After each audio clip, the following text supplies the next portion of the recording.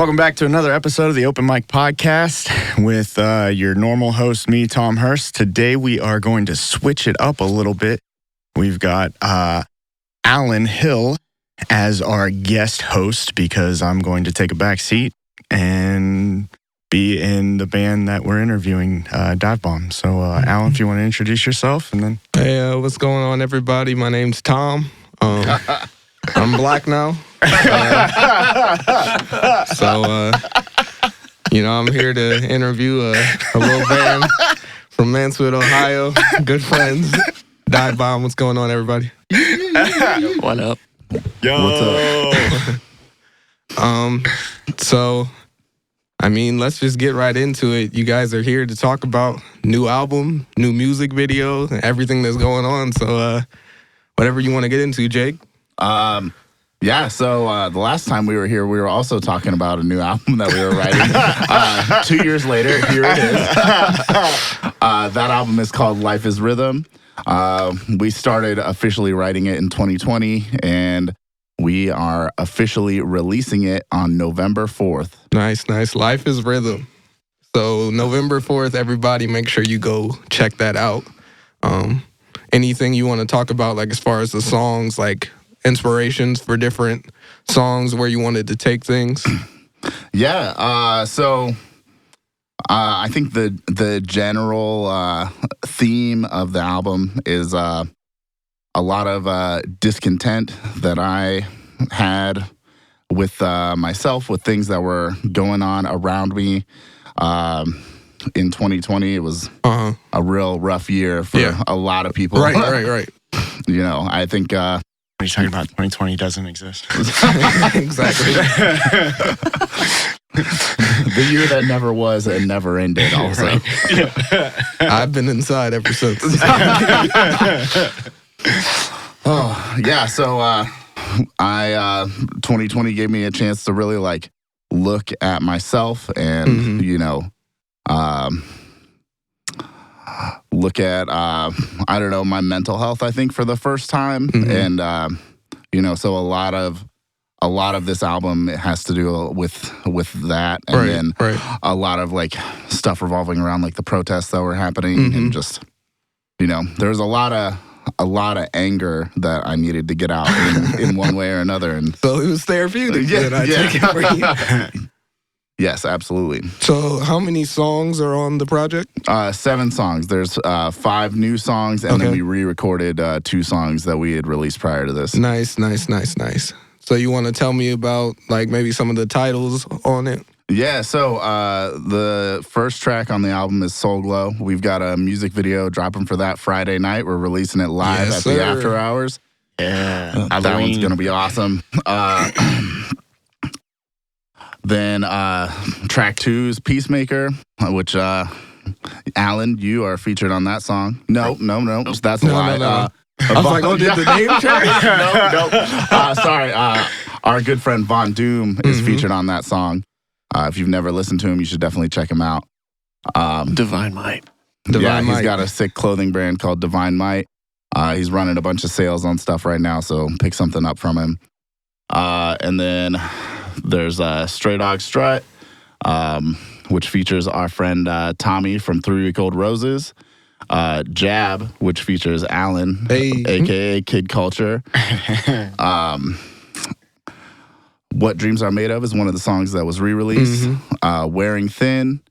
The only song with no feature. Yeah, that and Soul Glow. Oh, that's right. Yeah. What Dreams Are Made Of features Cody from Narrow Arrow. Wait a minute, Soul Glow features Alan. That's in the video. That's him. No, that's him singing in the beginning. Right. The high notes, though. That's me, Tom, singing. So was it sort of something that you wanted to do, just engaging with more local artists for this project then? Was that more of a band decision, or?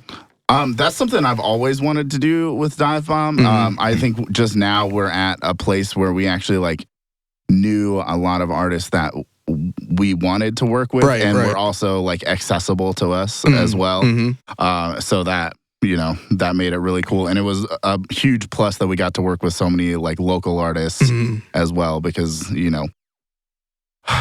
it's just awesome that we can highlight the talent that's around us. It's a talented scene for sure. Yeah. Yeah. Yeah, and also, I mean, Divebomb's also always kind of taken like the hip hop approach to music, right? And like as far as like the formulaic side of like, there's a lot of feature artists on other hip hop albums. Like it's kind of a big staple, and that's what we really take a lot of. At least I know Jake does. Yeah. And, most of the band members take a lot of influence from the hip hop side of the music spectrum. So I think it reflects in that way. I literally just tried to channel rage when I wrote my verse.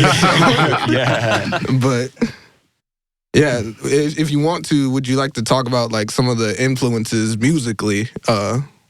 Yeah, sure. I mean, for me personally, Turnstile is a huge influence. Rage Against the Machine is a huge influence.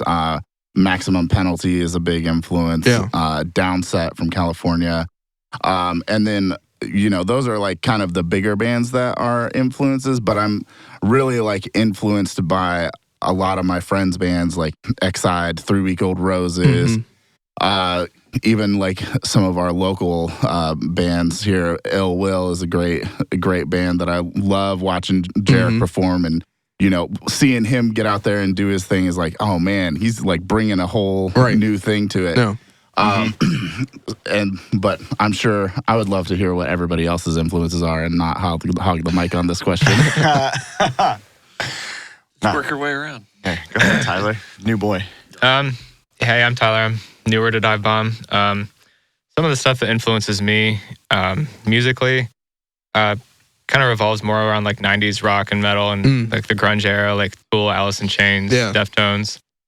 So I try to take that and kind of implement that in with what Divebomb already was when I joined. So yeah, it's kind of where my and like that's the influences come thing. from. Like, there's been such a scene change in Mansfield that it's like, what do you want to do? So Yeah, right. Well, that and like Tyler kind of brings.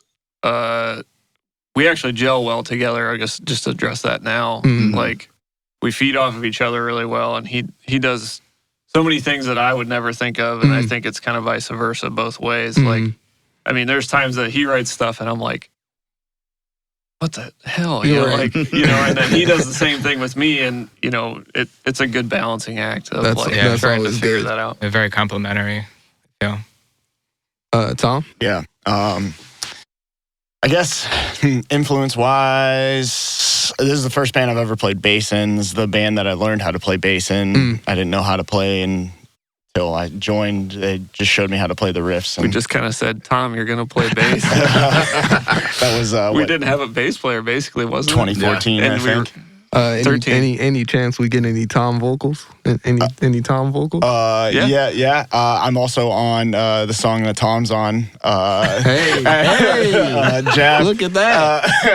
The Toms are on the same track. That was fun. I yelled a lot on that one, and I try to play it live and sing it live, and still am not doing that yet because I don't practice is it good to be back doing that? Very much so. Okay. It's like That's my cool. first love, man. I miss doing vocals a lot. It's what I grew up. I started when I was like 16, so it's like ingrained in me now. And so I definitely miss it a lot. So I was really stoked when Jake asked me to do a part on that track. Yeah, it's definitely awesome. Yeah, so I guess really musically influenced. I mean, I take a lot of influence from the same stuff that Tyler actually does from the early, like, because, when I started getting into heavy music, I was like 11, 12 years old, and I was listening to like System of a Down and like Deftones and Tool and stuff like that. So, and Korn, like those bands were real early on influences for me. And then also, like Jake said, Turnstile, going into like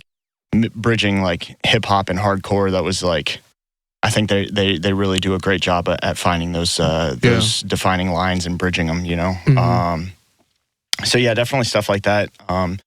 But yeah, I definitely say like System of a Down is probably like biggest influence coming into this style of music for me. Aaron's my brother, so I'm asking him questions that I partially know answers to. Pretty much for me, because my background's pretty much like jazz and hip hop.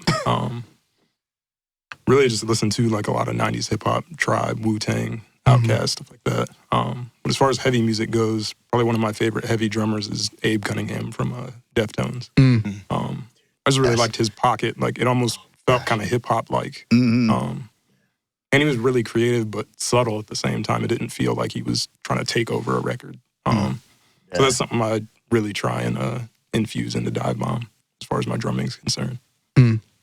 Definitely. I did not actually know that. I love that so much. So much. Austin.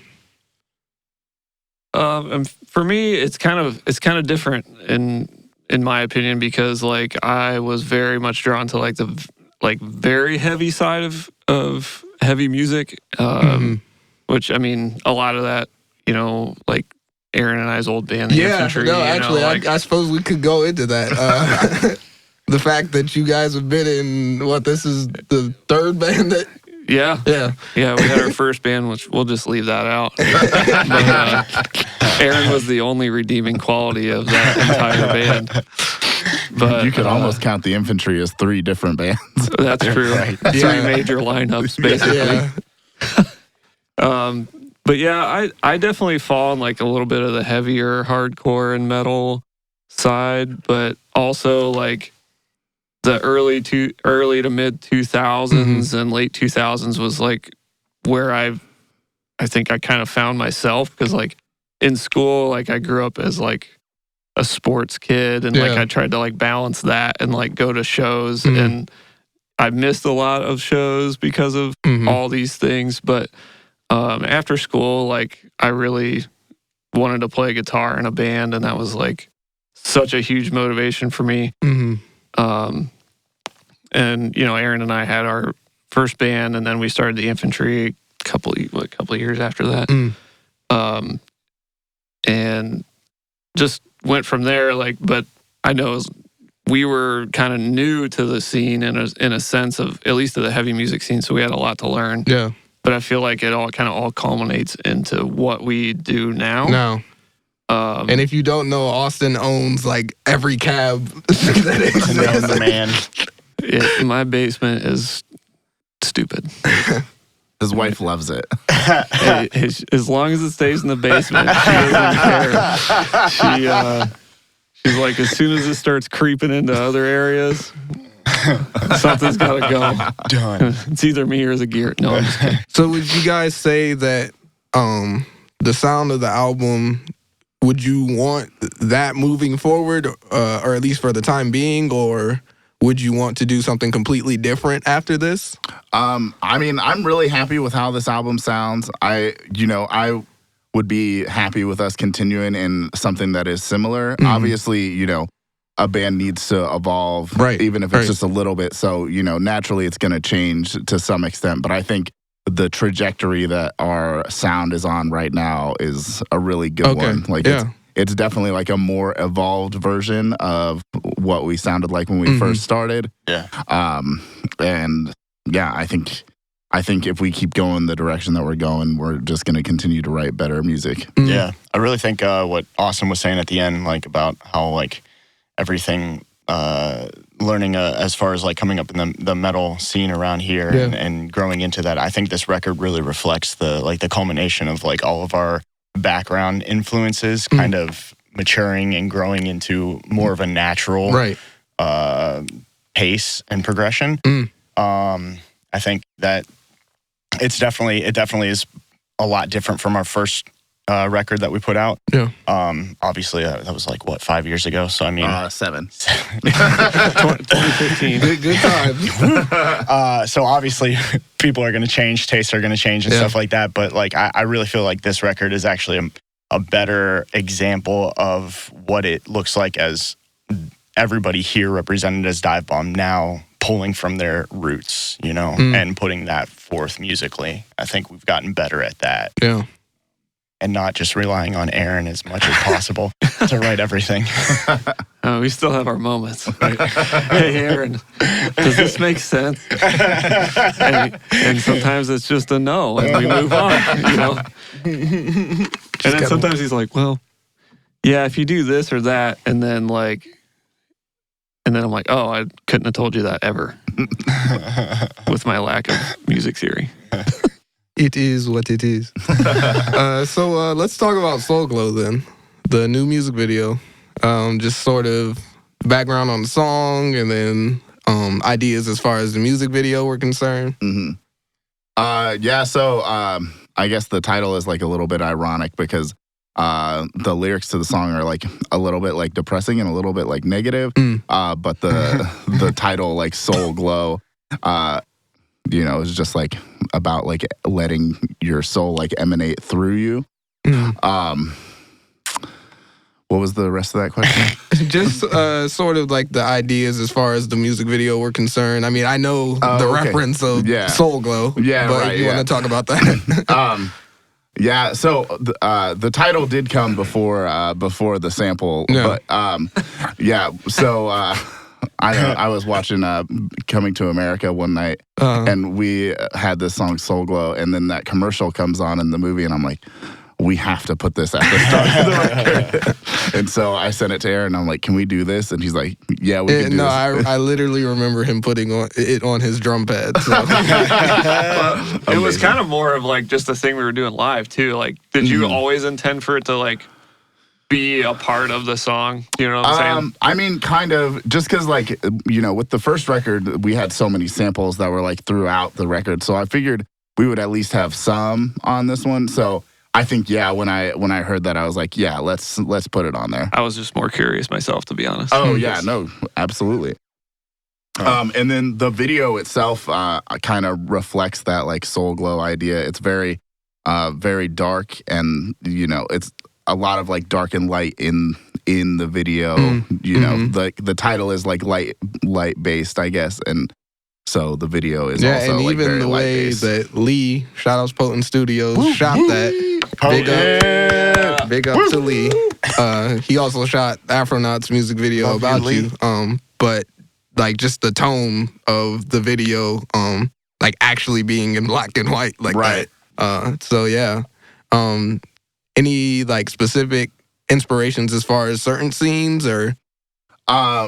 So the video itself is pretty much my wife Jillian and Lee's like combined idea together, and so they have a lot of like really cool references that they pulled from. My wife's favorite artist, she's gonna kill me for not remembering it. Oh no, she is gonna kill you. Oh no, Wait, I did nothing. Yeah. But yeah, so she all Tom's fault. She pulled from a lot of her like personal influence as far as like lighting and displays like that, and then a combination of like her idea and Lee's know-how to create what we got. Well, like the whole intro track, was very much like, I feel like Jill like really like took some influences from that, and I don't know the references either, but you know what I mean. Like we talked for hours about the dance scene at the beginning, like how that's gonna go down and how that should look. She literally had like the perfect influence, and I cannot remember who she referenced for that part either. Yeah, if you guys want to see Tom dancing in 4K, just check out the beginning of Soul Glow. So it's a good time. He's dressed up like James Brown. It's great. Brilliant moves. Oh man. So, as far as music videos, is this like the only one you would maybe want to do for this project, or were there other ones that maybe you haven't? I think we'd be open to it, but this, I think since it's just a 7-song release, it makes more sense to focus on like one single. Okay, yeah. And also with there being so many features on the album, it would be more challenging to do a video for another song because, we might have to, just an extra person to schedule around is going to be difficult. Especially if it was straight extra. Yeah. Hey, Tommy, come to Mansfield. Right. Although he would. He might be. Is he? Yeah, that'd be sick. Could be kind of cool. Just get like a live video shot too. Yeah, right. We've talked about that. Yeah. I feel like we go back and forth on it all the time. Of like, like, do we want to be Jeez, I can't talk. It's been a long day. Do we want to do like the quintessential like hardcore live video? Right. Where if we're like trying to be more visual with our shows and like what we put out as content in general, like do we go because I know you, me, and Jill have had that conversation a lot of do we do those normal quote unquote hardcore band things? Yeah. Or, we've definitely like probably come up with 100 ideas and thrown away so many of them as well, just talking about music videos and talking about art direction for the album, all sorts of stuff like that. You know? And especially because we've already done that, excuse me, with the first release. We did a normal video and then a live shot video, So it's like, do we just want to wash, rinse, repeat, or are we going to try and do something different, something new with it? Well, we also live in an age of like making shorter content is like almost more popular. So it'd almost be better to do like, in a way, like have these little mini things that we're making and not necessarily like full music videos or. Yeah, you guys on TikTok? No, but I did think about posting something as the band recently. We'll see if anything comes to fruition with that. Yeah, that would be. We can make a TikTok music videos. Do something. Hey, never know. How long are TikTok videos? We'll get Austin to do the Savage dance. I don't know about that, but I don't think you're getting me to do any dance, to be honest. Especially sober. So, any ideas as far as like maybe merch coming up, if you can spill any of that? Yeah, so we're going to do the very typical album artwork shirt, which we've actually never done like an album artwork shirt before, so I'm really excited for that. And then we've got something special that we're dropping for Halloween. We're nice booty shorts. No, I'm just a little too cold for those. No, we're doing some crew neck sweatshirts with Kathy Bates from Misery on the front, and then on the back it says "I'm your number one fan." Okay. Yeah. Nice. Gotta get a good scream queen in for Halloween. So shows coming up. So the next one is Friday night. After Hours was Richland Source.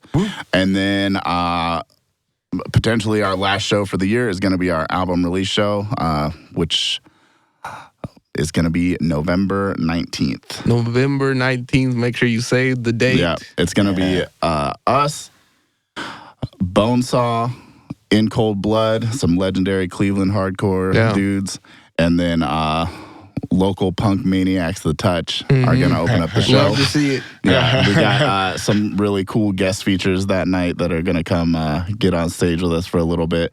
Von Doom, Kid Culture, The Cause. Got some real cool stuff planned for that show. Oh, yeah, I forgot we're doing that. Yeah. Yeah. doing what?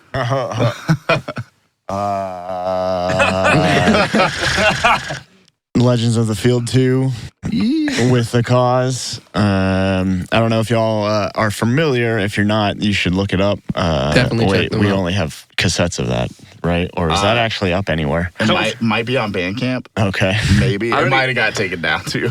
No, I think it was on the old, like, before... like the old bands page? Bands page, I think it was about the only place that was out. Yeah, you're probably right. Mahoney and the Pliers and Divebomb. Yeah. Original Legend of the Field. Classic. Yeah, On vinyl. We started On doing, vinyl, too. oh my goodness, that would be sick, actually. We started doing a split concept EP called Legends of the Field, and we put it out with Mahoney and the Pliers. Pre-touch. So we're doing a Legends of the Field 2 with The Cause. Oh, okay, nice. Yeah, so they're gonna put out a song, we're gonna put out a song, and then we're gonna do a collab song with them. I think is the general feel that we're shooting for right now. And we're hopefully going to be doing that collab song at our album release show. So Nice. Make sure you guys go check that out. Don't miss any of that. Tell me the date of the album again. The album is coming out November 4th. November 4th, and then the music video. The music video comes out Friday night, which is October 21st. And don't miss them at Richland Source. Yeah. Anything else important?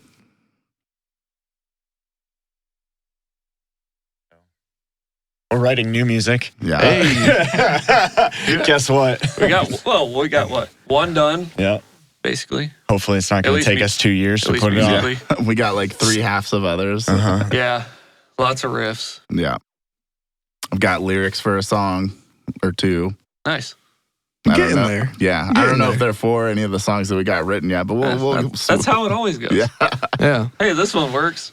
There we go. It'll take us, hopefully, we'll cut it almost in half. We'll go, like 3-4 years to put out another release. 2 of those, or 1 of those spent recording and writing it. And I'm completely guilty of that, too. I was literally sitting around working on mixes yesterday, so. Right.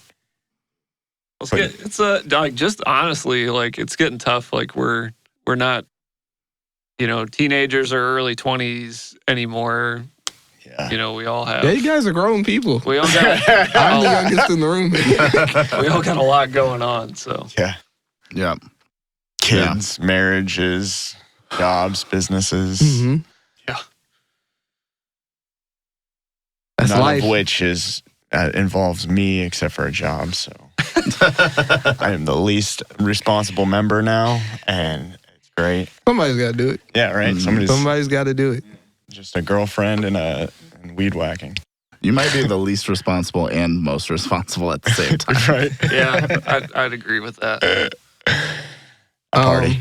OG Tom, you want to close us out or? Yeah. Anything else, guys? Kid Kulture, you got anything coming up? I do technically. Okay. Like I said, I was working on mixes yesterday. I was just trying to get like mixes on my songs so I could start recording vocals. But Sick. yeah, I'm almost done with my solo album. Yeah. So, yep. Sick. This is your second solo album, right? Yeah, after Black Suburbia, that right? was 2018. So And yeah, it's been a while too for me. Couple too. minutes. Yeah. Couple minutes there.